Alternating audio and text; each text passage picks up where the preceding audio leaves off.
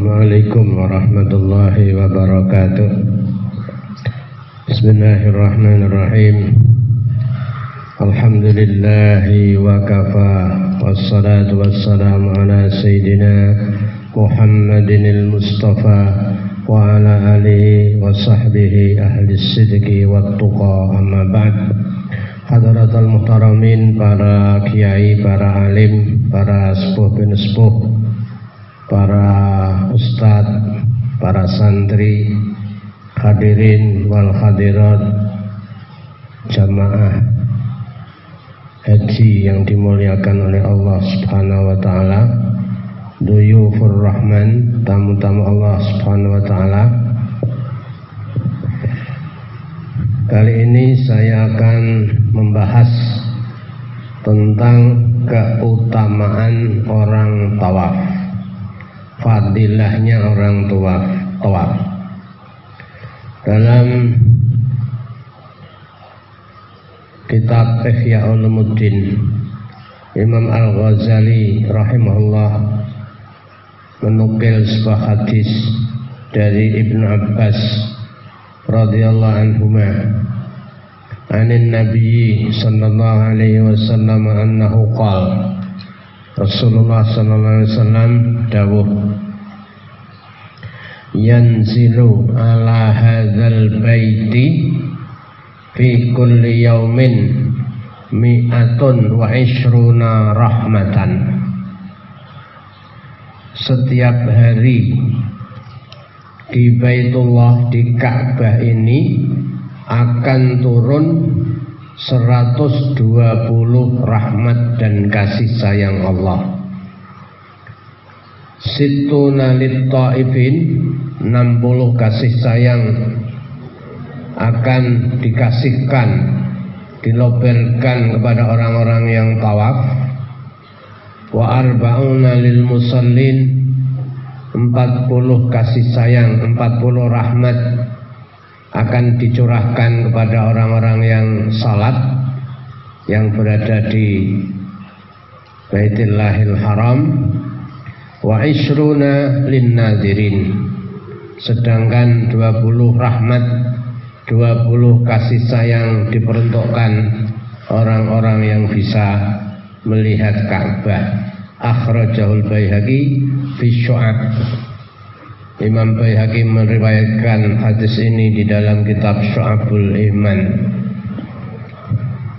Koin yang terakhir, wa ishruna lin nazirin, 20 rahmat dan kasih sayang diperuntukkan oleh orang-orang yang melihat Ka'bah. Sungguh melihat Ka'bah sebuah pengalaman spiritual yang sangat tinggi. Seolah-olah dengan melihat Ka'bah ini kita sudah berjumpa dengan Allah Subhanahu wa ta'ala. Dengan demikian, melihat Ka'bah itu termasuk pahala, mendatangkan pahala di sisi Allah Subhanahu wa ta'ala. Inilah keutamaan orang yang tawaf. Hadirin rahimakumullah, setelah kita tawaf, selesai kita tawaf, kita disunatkan untuk salat, namanya salat rakaatayit tawaf, yang pahalanya sudah disebutkan tadi dalam hadis tadi. Bisa dilakukan, kesunahannya bisa dilakukan di belakang makam Ibrahim. Kalau itu kredit, ya di semua tempat selama ada di Masjidil Haram. Kalau tidak pun juga masih bisa dilakukan di hotel atau di pondokan tempat menginapnya para jamaah haji. Setelah itu selesai salat, kita berdoa sebentar. Yang inti doanya mudah-mudahan tawafnya diterima, amal ibadahnya diterima di sisi Allah, manasik dan hajinya diterima di sisi Allah Subhanahu wa taala, lalu disunatkan meminum air zam-zam. Kesunatannya ya meminum air zam-zam sampai istilah Jawanya itu sampai kelempokan, sampai penuh dalam perut. Setelah itu masih disunahkan untuk menuju Hajar Aswad, karena Hajar Aswad itu mempunyai keutamaan tersendiri, mempunyai keistimewaan yang sangat khas. Di antaranya yang pertama, kita disyariatkan untuk mencium Hajar Aswad. Kalau tidak bisa ya cukup dengan menyalami. Kalau tidak cukup dengan melambaikan tangan, Bismillah, Allahu Akbar, lalu kita cium tangan itu. Yang kedua, bahwa Hajar Aswad ini tempat yang paling mulia. Dari situlah Hajar Aswad dulunya pondasi utama pertama dipancangkan ketika Nabiullah Ibrahim memulai membangun Ka'bah. Ya di situ di tempat yang ada Hajar Aswadnya. Wa idh yarfa'u Ibrahimul qawa'ida minal baiti wa Ismail. Kekhasan yang ketiga, bahwa di Hajar Aswad itu tempat dimulainya tawaf. Jadi kalau kita memulai tawaf ya harus berada di pojok Ka'bah yang ada Hajar Aswadnya itu, dan di sana sudah ada garis atau pilar, istilahnya lampu hijau. Kalau malam terlihat lampu hijau. Sampai sana kita memulai tawaf. Yang keempat, siapa yang menyalaminya maka seakan-akan dia itu menyalami tangan Allah Subhanahu wa taala. Seolah-olah kalau kita imajinerkan, sampai di sana kita menyalami Hajar Aswad seolah-olah kita berjabat tangan dengan Allah.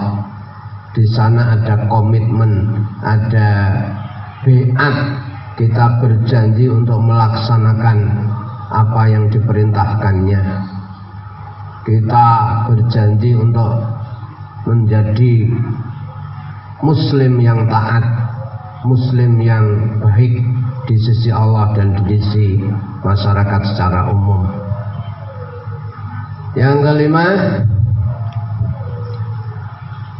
dahulu kala batu yang berupa Hajar Aswad itu dulunya memancarkan cahaya yang terang benderang, seolah-olah seperti lampu yang mengeluarkan sinar yang terang benderang. Tetapi terus Allah Subhanahu wa taala menghapus dan memadamkan sinar itu. Itu pernah terjadi seperti itu. Yang keenam, bahwa Hajar Aswad itu menjadi saksi. Menjadi saksi besok dari kiamat bahwa si fulan ini sudah sampai di Ka'bah. Si fulan ini sudah melakukan ibadah haji, sudah menyalami bahkan mencium Hajar Aswad. Dari situ maka terus Allah memberikan keistimewaan bahwa Hajar Aswad itu bisa memberikan syafaat dan diterima syafaatnya. Dalam bahasa Arabnya syafi'un musyafa'. Disinilah bahwa motivasi orang seolah-olah kalau tidak mencium Hajar Aswad itu kurang afdol. dari keterangan ini adalah syafi'un musaffa. Hajar Aswadnya akan memberikan syafaat dan syafaatnya diterima di sisi Allah Subhanahu wa taala.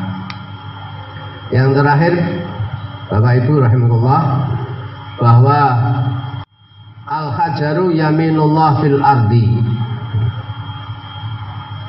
Di bumi ini Hajar Aswad itu kedudukannya setara dengan tangan Allah. Dalam hadis, al-hajaru hajar aswad itu yaminullah, tangan Allah di muka bumi.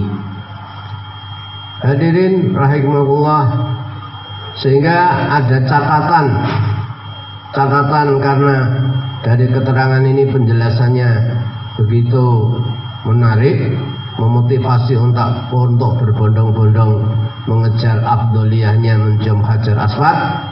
Maka kemarin sudah kita jelaskan, jangan sampai niat mulia itu ternodai oleh hal-hal yang tidak diridhoi oleh Allah Subhanahu wa taala dengan cara sikut sana sikut sini, injak sana injak sini, saling mendorong, saling menyakiti orang, bahkan di sana berdesak-desakan dengan para wanita, dan diusahakan wanita ini tidak usah mencium hajar aswad, bahkan tidak tercela lagi melakukan sogok, membayar orang yang bisa mendatangkan ke sana.